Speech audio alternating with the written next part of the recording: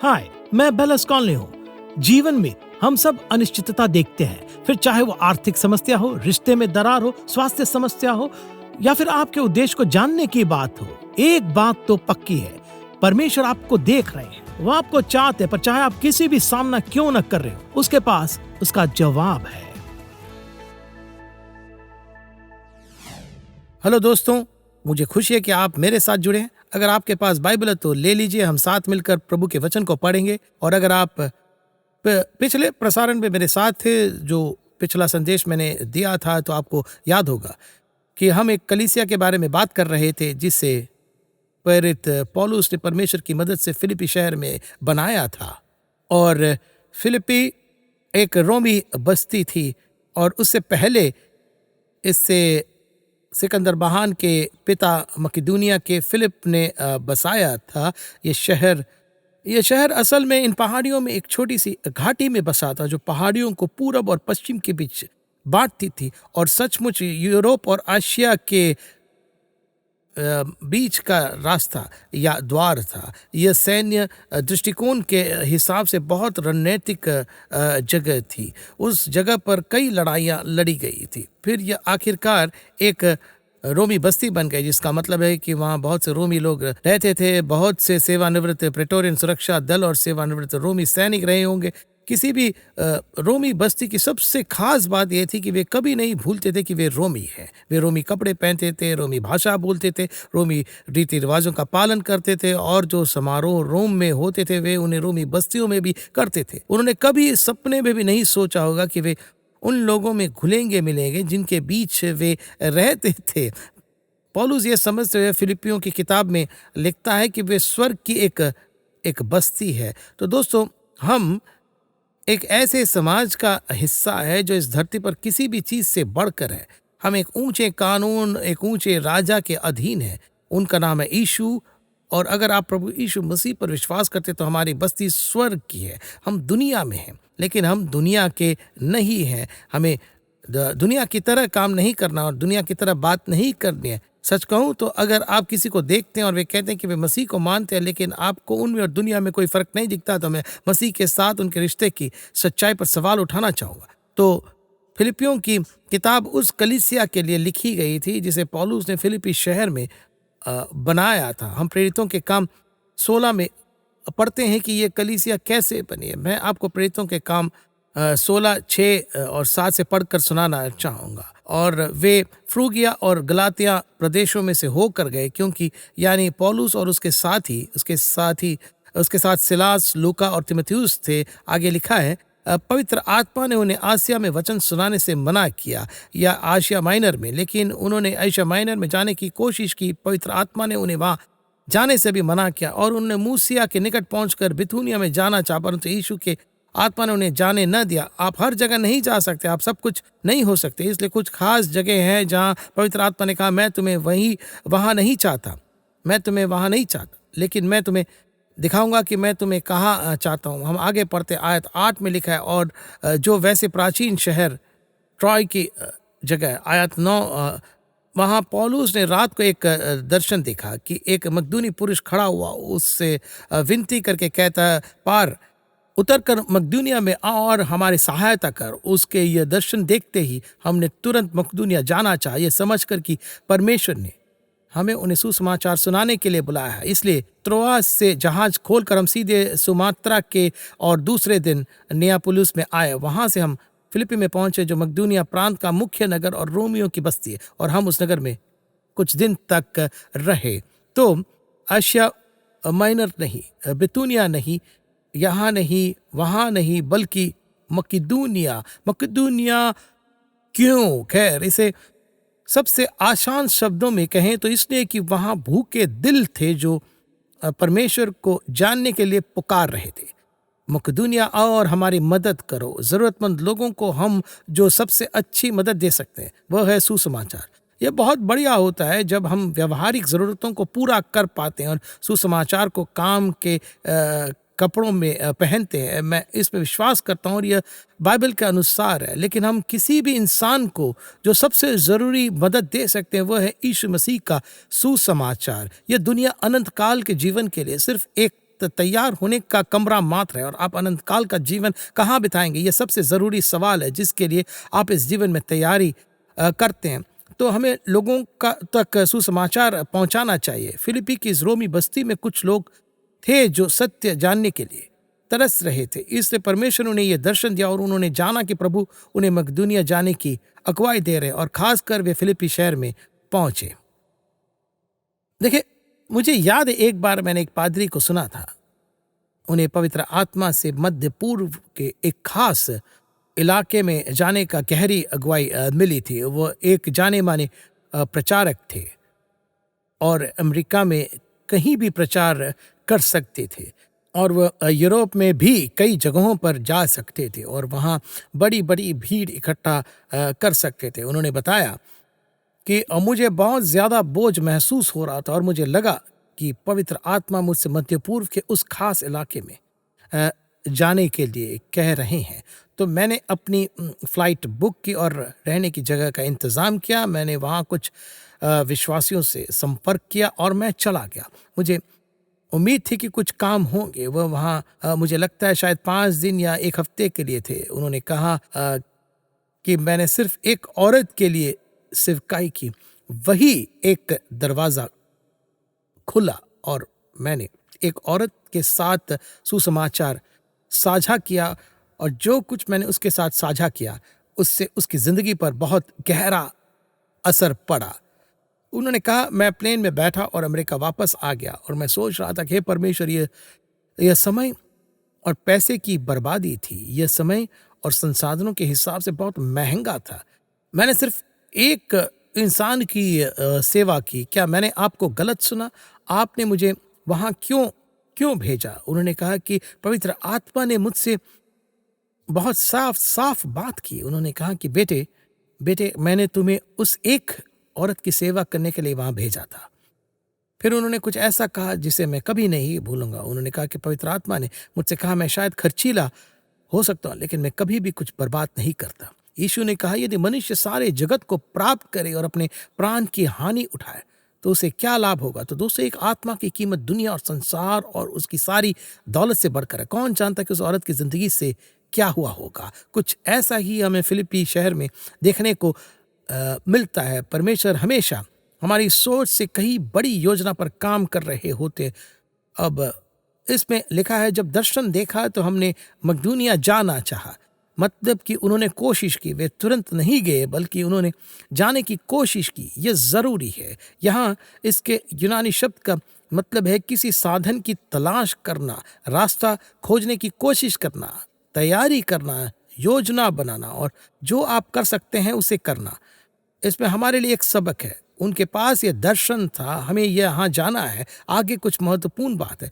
इसलिए उन्होंने तलाश की और योजनाएं बनाई। उन्होंने इसके होने के लिए एक साधन ढूंढा। उन्होंने रास्ता खोजने की कोशिश की। उन्होंने तैयारी की। मैंने ऐसे लोगों से बात की है जिन्हें लगता है कि परमेश्वर ने उन्हें एक मिशनरी के तौर पर सुसमाचार को विदेशी धरती पर ले जाने के लिए बुलाया है। मैं कहता हूँ, ठीक है, बहुत बढ़िया, आपने तैयारी के लिए क्या किया है? मैं बस परमेश्वर के दरवाजे खुलने का इंतजार कर रहा हूँ।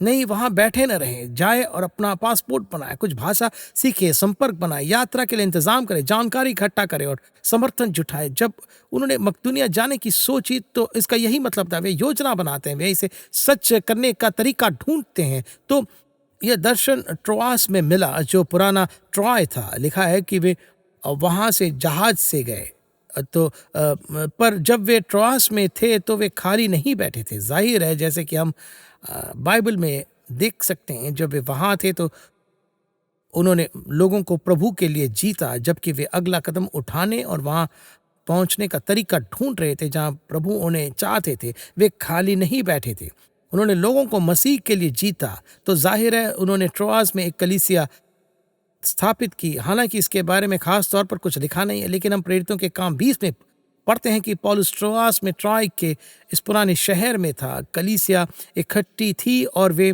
एक ऊपरी कमरे में थे। पौलुस उन्हें उपदेश दे रहा था और बातें साझा कर रहा था। उनके पास जलते हुए दिए थे और वह आधी रात तक उपदेश दे रहा था। वही वह आदमी खिड़की में बैठा था, उसे नींद आ जाती है, वह तीसरी मंजिल से नीचे गिर जाता है और मर जाता है। पौलुस नीचे जाता है, उस आदमी को उठाता है, प्रार्थना करता है और वह जिंदा हो जाता है। सब लोग उत्साहित हो जाते हैं। तो वे क्या करते हैं, वे वापस ऊपर जाते हैं और पौलुस सुबह होने तक उपदेश देता है।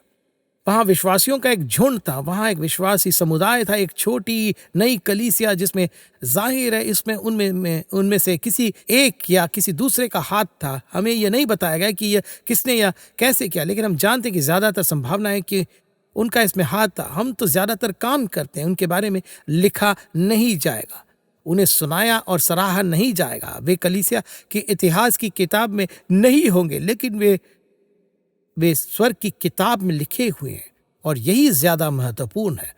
अगर आप तारीफ और अपने लिए परेड का इंतजार कर रहे हैं तो बस इसे भूल जाएं। आपको वहीं फलदायक होना है जहां आपको स्थापित किया गया है। और वे वहां थे जब वे ट्रोआस में थे। मकदूनिया पहुंचने से पहले वे व्यस्त थे। आपको वही व्यस्त रहना है जहां आप हैं। मुझे पता है कि मैं किसी से बात कर रहा हूं, आपकी जिंदगी में परमेश्वर की तरफ से उपदेश देने की बुलाहट, और आप जानते हैं, तो शुरू करें।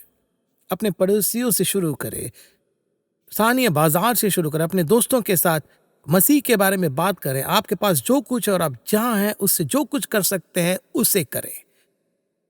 आप कह सकते हैं, ठीक है, मुझे लगता है कि मुझे वियतनाम बुलाया गया है, जाने का कोई तरीका ढूंढे, थोड़ी भाषा सीखे और अपना पासपोर्ट बनवा ले। इस बीच कुछ लोकल वियतनामी रेस्टोरेंट में जाएं और कुक और स्टाफ के साथ दोस्ती करें और उन्हें मसीह के पास लाएं। शुरू करें। आप जो कर सकते हैं, जहां आप हैं और जो आपके पास है उससे शुरू करें। अब अ,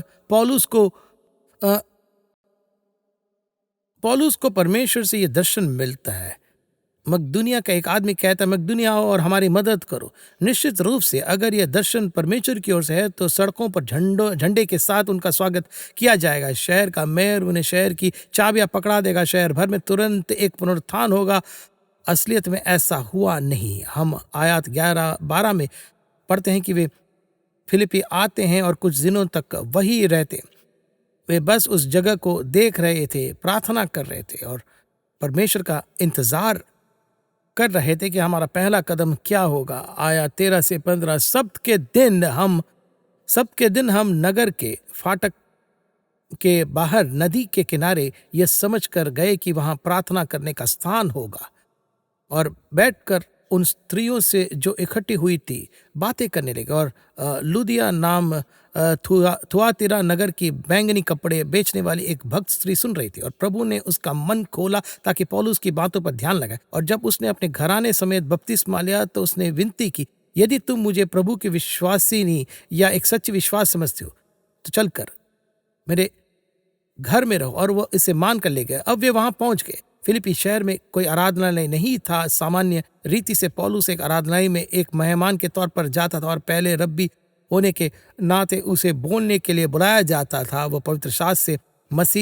मसीह के बारे में बताता था, लेकिन यहाँ कोई आराधनालय नहीं था।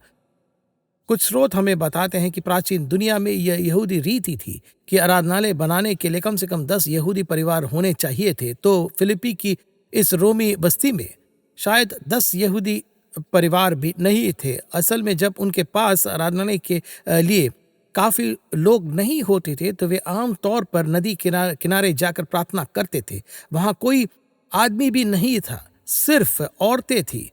तो पौलुस उनके पास जाता है और उपदेश देता है। परमेश्वर लीडिया के दिल से बात करते हैं। एक औरत उद्धार पाती है और उसका पूरा परिवार उद्धार पाता है। बस इतना ही। फिर से आप सोचेंगे, अच्छा, मुझे लगा था कि यह दर्शन परमेश्वर की तरफ से था। झंडा कहाँ है, आतिशबाजी कहाँ है, और बहुत सारी भीड़ मसीह के पास क्यों नहीं आ रही है? सिर्फ एक औरत। यह मुझे मेरे दोस्त की कहानी याद दिलाता है जो मध्य पूर्व के उस खास इलाके में एक औरत के लिए सेवकाई करने गया था। बहुत ही दिलचस्प है। वह थुआतिरा शहर की रहने वाली थी, बैंगनी रंग बेचती थी। उस समय यह एक बहुत ही फायदेमंद व्यापार था। वे थुआतिरा के इलाके में नदियों में पाए जाने वाले घोंगे से बैंगनी रंग निकालते थे। इस घोंगे से मिलने वाले इस बैंगनी रंग का इस्तेमाल वे रोमी चोगे और असल में शाही लोगों के कपड़े रंगने के लिए करते थे। यह बहुत बहुत महंगा था। और इस औरत का एक बड़ा घर था। उसके पास अपने कर्मचारी थे, काफी धनी थी। उसके व्यापार के संबंध में अभी भी बने हुए थे और वह ये बैंगनी रंग बेचती थी, वहीं से उसे रंग मिलता था। तो पौलुस और उसके साथी एशिया माइनर जाना चाहते थे। परमेश्वर एक योजना पर काम कर रहे थे। ये एक ऐसी बड़ी योजना जिसे वे देख नहीं सकते थे। परमेश्वर ने कहा, नहीं, मैं चाहता हूं कि तुम मकदूनिया जाओ, तुम इस औरत के पास पहुंचो और सुसमाचार उसके लिए उसके व्यापार के संबंधों के जरिए और उसके परिवार के जरिए उस जगह पहुंचेगा जहां तुम जाना चाहते थे। दोस्तों, परमेश्वर के पास ऐसे संसाधन और लोग हैं जिनके बारे में आप कुछ नहीं जानते। मसीहा का देह बहुत बड़ा और काफी अलग अलग तरह का और बहुआयामी है। परमेश्वर के पास काम पूरा करने के लाखों तरीके हैं जिनके बारे में आप कभी सोच नहीं सकते। अब देखिए, लीडिया को कई लोग पहली यूरोपीय मसीही मानते हैं। कुछ इतिहासकारों के अनुसार उसका मसीही धर्म अपनाने को पश्चिमी सभ्यता का क्रांतिकारी परिवर्तन माना जाता है कि सचमुच यहीं से सुसमाचार यूरोप में फैला। वह एक शहर को जीतने और इतिहास बदलने के लिए परमेश्वर की औजार बनी। परमेश्वर की कृपा उसे वहां ले आई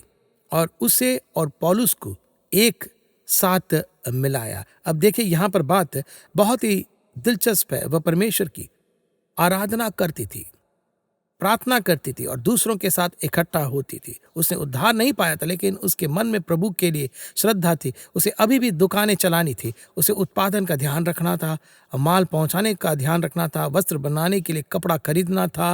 उसके पास कर्मचारी थे, उसके पास ये सब चीज़ें चल रही थी और वो बहुत बहुत व्यस्त औरत थी, बहुत ही व्यस्त औरत थी। लेकिन उसके पास परमेश्वर के लिए समय था, क्योंकि उसके पास प्रभु के लिए था, इसलिए उसे परमेश्वर मिले भी। उसे उनसे आशीष मिला, उसे मकसद मिला और वह दुनिया बदलने वाली बन गई। और मुझे पता है कि मैं अभी कुछ व्यापार करने वाले लोगों से बात कर रहा हूँ। श्रीमान, अपने व्यापार में इतने व्यस्त न हो जाएं कि आपके पास कलीसिया के लिए भी समय न बचे। अपने काम में इतने व्यस्त न हो जाएं कि आपके पास प्रभु के लिए समय न बचे। परमेश्वर, उनका काम और उनकी कलीसिया सबसे पहले आना चाहिए। परमेश्वर उनके राज्य को किसी के भी बाद न रखे। अब लीडिया ने उद्धार पाया और उसके परिवार ने भी उद्धार पाया। इसमें लिखा है कि प्रभु ने उसका दिल खोला ताकि वह पौलुस की कई बातों पर ध्यान दे सके। एक और अनुवाद कहता है, परमेश्वर ने उसके दिल पर असर डाला।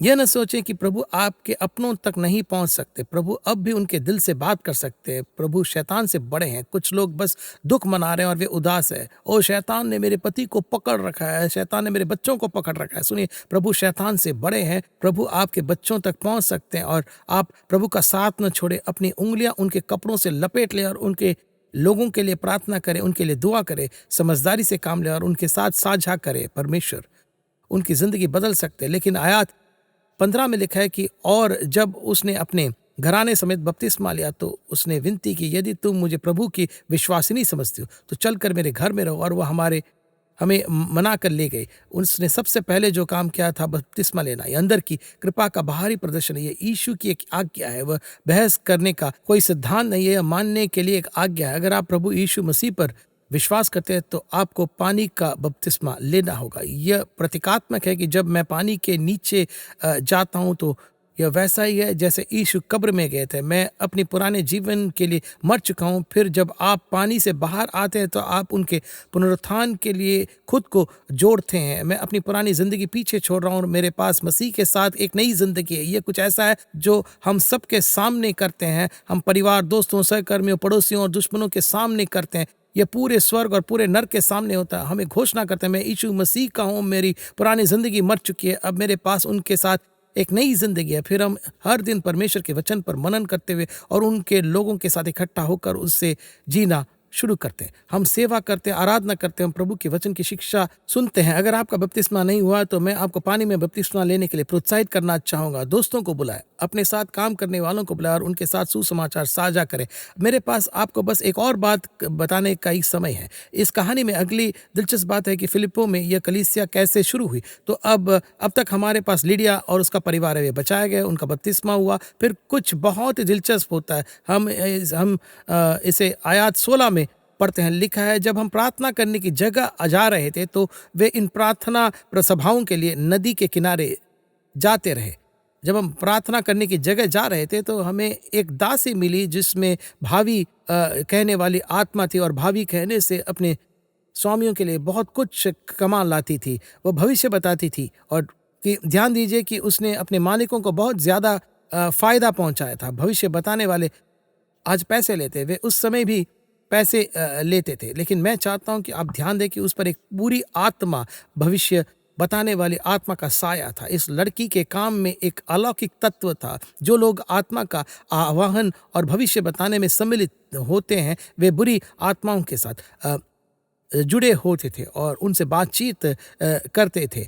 तो ये लड़की जो एक भविष्य बताने वाली थी और जिस पर आत्मा का साया था, जैसे कि प्रेरित 16-17 में लिखा है, वह पौलुस के और हमारे पीछे आकर चिल्लाने लगी, यह मनुष्य परम प्रधान परमेश्वर के दास है और जो हमें उद्धार के मार्ग की कथा सुनाते। वह बहुत दिन तक ऐसे ही करती रही, परंतु पौलुस परेशान हुआ और मुड़कर उस आत्मा से कहा, मैं तुझे यीशु मसीह के नाम से आज्ञा देता हूं कि उसमें से निकल जा। और वह उसी घड़ी निकल गए। जब उसके स्वामिया ने देखा कि हमारी कमाई की आशा जाती रही तो पौलुस और सिलास को पकड़कर चौक में प्रधानों के पास खींच ले गए और उन्हें फौजदारी के हाकिमों के पास ले जाकर कहा, ये लोग जो यहूदी है हमारे नगर में बड़ी हलचल मचा रहे हैं और ऐसी रीतियां बता रहे जिन्हें ग्रहण करना या मानना हम रोमियो के लिए ठीक नहीं।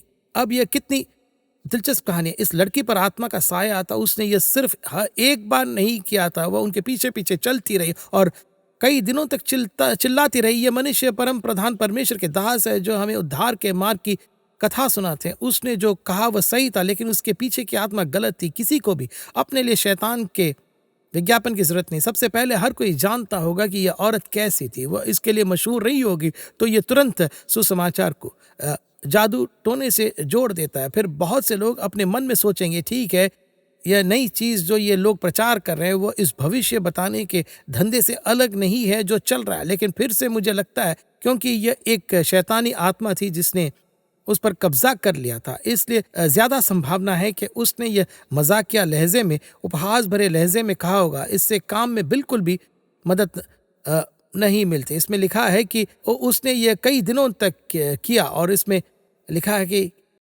तब पौलुस बहुत परेशान हो गया। मुझे पुराना किंग जेम्स अनुवाद इसमें पसंद है। उसमें लिखा है कि वह दुखी हुआ। उसने मुड़कर आत्मा से कहा, मैं तुम्हें यीशु मसीह के नाम से आज्ञा देता हूं, बाहर निकल जाओ। और वो उसी घड़ी बाहर निकल गई। सबसे पहले विश्वासी होने के नाते हमें अशुद्ध और बुरी आत्माओं के ऊपर अधिकार प्राप्त है। यीशु ने कहा, तुम सारे जगत में जाकर सारी सृष्टि के लोगों को सुसमाचार प्रचार करो और विश्वास करने वालों में ये चिन्ह होंगे कि वह मेरे नाम से दुष्ट आत्माओं को निकालेंगे, नई नई भाषा बोलेंगे, सांपों को उठा लेंगे तो भी उनकी कुछ हानि न होगी वगैरह। लेकिन उन्होंने जो बातें कही थी कि विश्वास करने वालों के साथ होंगी, उनमें से एक यह थी कि वे दुष्ट आत्माओं को निकालेंगे। यीशु ने कहा, मैंने तुम्हें शत्रु की सारी सामर्थ्य पर अधिकार दिया है और किसी वस्तु से तुम्हें कुछ हानि न होगी। याकूब ने कहा, तुम शैतान का विरोध करो और वह तुमसे भाग जाएगा। अपने आप को परमेश्वर के अधीन करो, आप शैतान का विरोध करें। पौलुस ने यह नहीं कहा कि प्रभु कृपया उसके अंदर से शैतान को निकाल दे।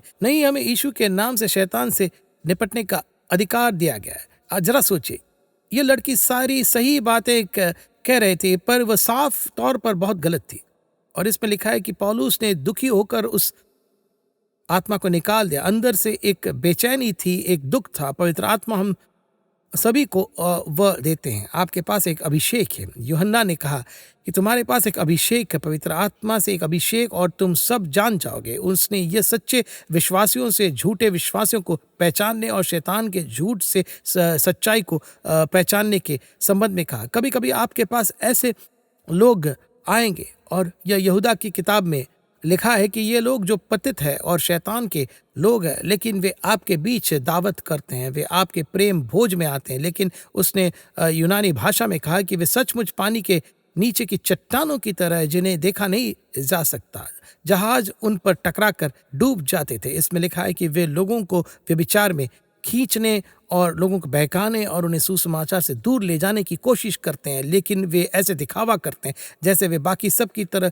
खुद भी भेड़े हैं, लेकिन वे भेड़ों के खल में भेड़िए होते हैं। तो अगर कोई सही बातें कह रहा है लेकिन उसका मकसद गलत है तो वह बस विश्वासियों के बीच घुसने की कोशिश कर रहा है, और वही कर रहा है जो सही लगता है और सही सुनाई देता है, क्योंकि वह असल में धीरे धीरे लोगों को विश्वास से दूर करने की कोशिश करता है। आप उस अंदरूनी दुख को कैसे जान सकते हैं?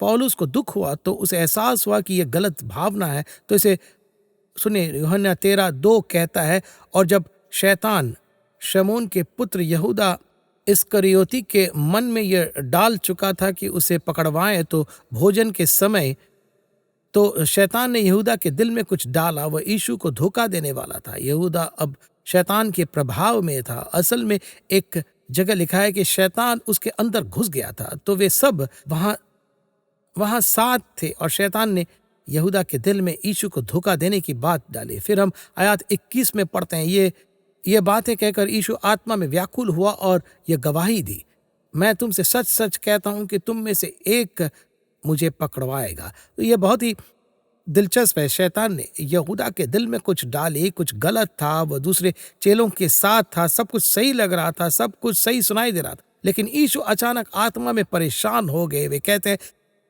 तू मुझे पकड़वाएगा। ये प्रेरित पौलुस जैसा है। वह अपनी आत्मा में परेशान था, वह अपनी आत्मा में दुखी था, क्योंकि वह भविष्य बताने वाली लड़की सही बातें कह रही थी, लेकिन कुछ गलत था। हमें विश्वासियों के तौर पर उन्हें सुनना सीखना चाहिए, क्योंकि पवित्र आत्मा हमें वह दिखाएंगे।